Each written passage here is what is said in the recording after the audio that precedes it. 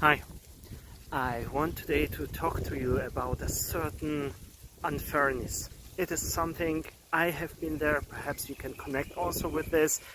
The feeling actually that no one out there wants to help you, wants to support your art, is seeing the value that you are offering the world, that you can contribute to the world. And it seems to be so unfair and why it is like this. And mostly I have done this.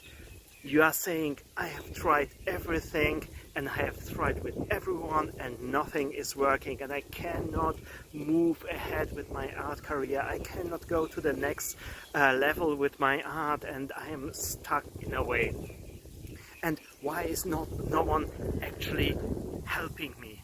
And I will try to show you something, to give you something as a gift that will actually change your mind about this and most likely will really make you successful, because actually it is something that is making other artists very successful. And once I have figured out how this is working, it has worked for me, and also I could help so many people with this and with so many artists. And the best thing it is not only for painters, it is also for other artists like writers or musicians and so on.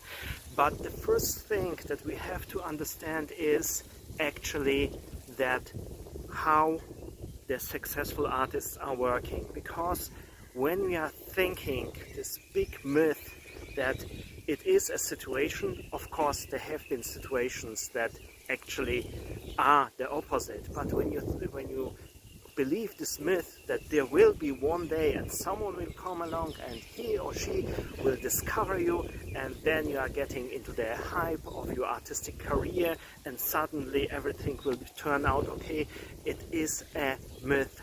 Of course there are artists that had been discovered like this, but it has the same probability like playing lotto. It is not something that you can control, and even if you are lucky that someone will discover you and then your artistic career is picking up, imagine this, it will make you perhaps happy and satisfied in the beginning, but nevertheless you are depending on someone else in the worst possible manner, that it is not something you can control or generate yourself, but this person is holding all the cards about your progression, about your art. This will turn out against you in just few months or few years. And the artists that actually were discovered were absolutely depending on the person that has discovered them. Most of them are not so happy about their progression. So what I will show you today is actually a completely different approach. It is a technique in which I could help a lot of my clients and a lot of my students, and all it takes is to see it in a different perspective how you are approaching the market. And let us start with the beginning of what is making, like popping up like a red flag or red light when someone is coming to me and saying nobody's helping me, I have tried everything with everyone. And there I know is the worst positioning possible, because actually when you think about it, what you are doing in art has a certain value for you. You are actually creating something of value. It is an artistic vision, it has artistic ideas, it has something to say, it is a representation of something or the materialization of some idealistic or higher ideas.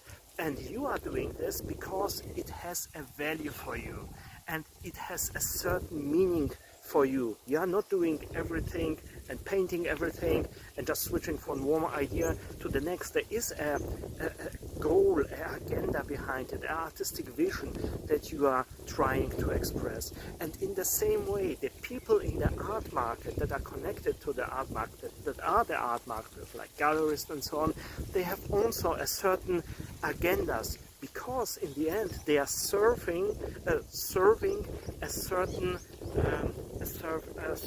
clientele, a certain certain people that have some certain interests. So what actually a gallerist is, he's showing to the audience a certain kind of values, ideas that this audience is seeking. So actually what a gallerist, let's stick with the gallerist, is doing, he is actually helping other people to get the value they are wanting, and in return he's profiting from this. And in the same way, this is the same that goes for you. The values that you are having are values to certain people, and only these people can understand these values, can perhaps see these values, or even use their values for their own purpose. Let's say you are just making beautiful paintings, and nevertheless having something beautiful in the house is for someone the value he's seeking. He's taking the beautiful painting, hanging in the house, and then he or she is having the value from it. And to see this in this easy way, that you are actually progressing in the art market because you value and you are useful to someone else, is the biggest step that you can take to change your perspective on the art market and to actually get ahead. So what it is all about, it is, let's get this first myth out of the way. It is not about everything for everyone. It is a specific content for a specific type of people. If you can connect directly to these people, like say in the beginning you are selling just beautiful paintings to homeowners who wants to make their house beautiful, there's a direct connection. But most of the art market is not working in the direct ways. There are stepstones in between gallerists and other art market participants. And these art market participants are of course in a different market hierarchy. Let's say a gallery in central London is really in a high perceived market hierarchy, and let's say the shop owner around your block who is selling, let's say, books and also have some paintings, you can see that there's a different market hierarchy. So there are people out there who are in different stages on the market, in different hierarchies, and in the end what you want to do, to call it artistic career, you want to achieve a higher market hierarchy. Most likely what you are not happy with is actually that you are producing those values, and those values are not seen as valuable because of the people that are surrounding it, that don't have the hierarchy, and with it a certain way to repay you for the values you are producing. So what you want to do is actually move ahead in the market and also move in the market hierarchy to get connected with the right people who can actually use your values in such a way that they are gaining so much more value, and then it's not a problem to get a slice of this value back as your payment, and in this way profit from your art because other people are profiting much more. The question that is remaining, how do you collaborate then? This is the second part. How do you collaborate in the market in the most successful way? You can already imagine that when you have big goals for your art, let's say you want to have an exhibition in central London or Paris, and you are going to a gallery and they will even not talk with you, and you are saying, oh, this is absolutely unfair, why is this so, why can't they see actually what I have to offer, and then they can do whatever they are doing with it and I get my money. This is actually a point of view that you also could change to see it in a different way, because actually you must understand that actually this person that you are perceiving as someone in a high market position, this person is trying also to get ahead in the market, to actually get to the next level. And what is helping those people are actually artists that help them to achieve their agenda, to achieve their goals. So when you want to actually cooperate with someone, so you both have a win-win situation. So you and your gallerist, you have to seek someone to which you are not in such a lower position that he is already now, because then it is really hard, it is really a big risk for this person. He or she is investing in someone that is unknown, and perhaps it will not turn out, and there is no proof that actually what you can do for this person or how you can contribute is actually helpful. So the first step, you should understand not to seek the person that is absolutely out there and so much higher than you, because then you are forcing to this person most likely to take a big risk. So the first step is to seek what are the steps in between. Who is the next person I can cooperate with, so together we are achieving something that is a little bit bigger. And once you have achieved with this person certain goals, you also in your own market hierarchy, you're rising a little bit higher, and then other possibilities are opening with this, and so you're moving from one step to the next. In this way, I'm actually working as an art agent. I'm figuring out for my clients what is their end goal. Let's say it is the exhibition in London in one of the highest galleries, and then we are figuring out what is the agenda of this gallery, and what do they want to achieve, and how can we help the client actually to get there. And I will come back to this later on, but let me first explain it how it works on a graphic that I have made. I hope you can see this. So there we have the two art market participants, and there's your market hierarchy. This is the value in the market that they are representing, and as you can see, let's say this gallerist here has a much higher market value already, but nevertheless this gallerist is trying also to get ahead in the art market. So actually he will try to work together already with an artist that has a higher market hierarchy, and in this way he can represent a good artist and get along. But what to do now when you are someone that is lower in the art market hierarchy and you want to cooperate with this person in the art market? It is an easy step. All you have to do is to top up your market hierarchy with the things this gallerist is actually needing, and it can be easy and can be sometimes really hard to figure it out, but nevertheless you can top up what you are doing right now, what you have achieved as your values, top up with certain things that are useful for this gallerist. So in the end, together you have reasoned up the market hierarchy, the values that you have achieved together, a win-win scenario. And it can be something like your reputation or your authority about certain artistic values that will actually contribute to this gallery. Or perhaps you have a certain market presence. Let's say it is a gallery that is a little bit old-fashioned, and now it is trying to get hip with new media, but it doesn't understand what social media is and the new possibilities. And you are an artist who is present on Facebook, and you have let's say 1 million followers, so you are interesting to this gallery, because this gallery right now can then move to a different market to be present on the social media and attract total different kind of customers, so are becoming useful.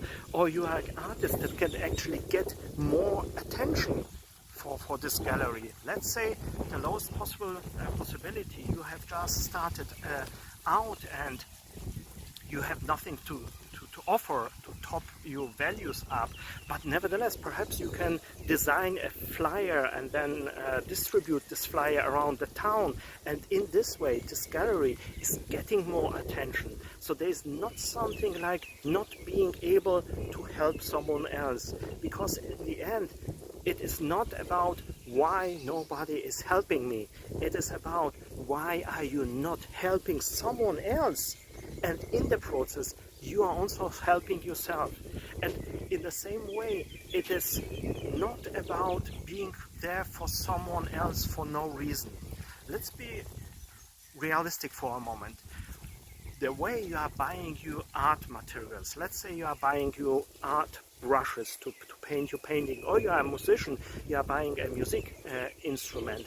Nevertheless, you are buying this music instrument not because you are such a good person who wants to help this brush maker or the instrument maker. No, you are taking the values this brush maker is producing, the good brushes, and then you are using this value of this brush to achieve even a higher value, your paintings. So the brush maker is useful for the values you are achieving, and in the same way you can be what you are doing with your ideas, with your abilities, skills, with the artworks you are producing, useful to someone else, because this someone else is also achieving certain goals in the art market. And the best thing is, actually, there is nothing new you should discover or invent or be someone else that is just helping whatever this other person wants to help you. When you look at it, your artworks already are containing certain values, certain ideas, certain artistic visions, and you must understand this values and this vision, artistic vision, is valuable for you. That's why you are doing this art. But also, these ideas, the value that you are producing, is already out there, also valuable for someone else. So all you have to do is just to find this person who is also serving certain values, certain artistic visions, certain idealistic or even cultural values, and together you are serving a broader audience. And in this way you are not cooperating, but you are together achieving so much more. You are both working for certain values that are valuable for certain people. So this is not like being like selling out or something like this. It is about your values and idea, and you also should go always in the art market where your ideas are actually valuable.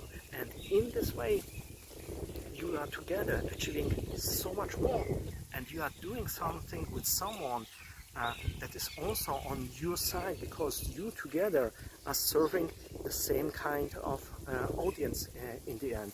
So in this way you are moving from one position to the next, you are helping others, they are helping you, and in this way your whole career is stepping then step by step up.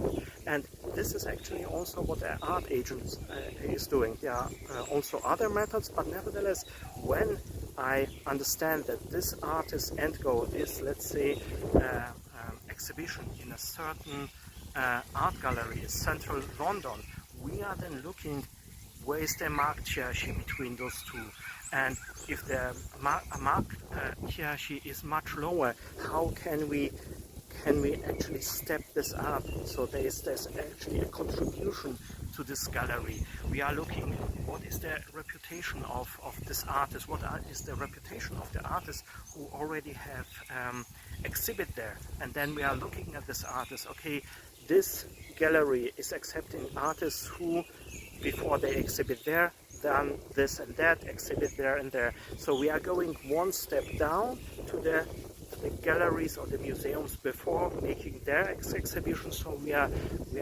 generating, we are accumulating the necessary values so we can go to the next higher partner, possible partner in the market. It's not magic.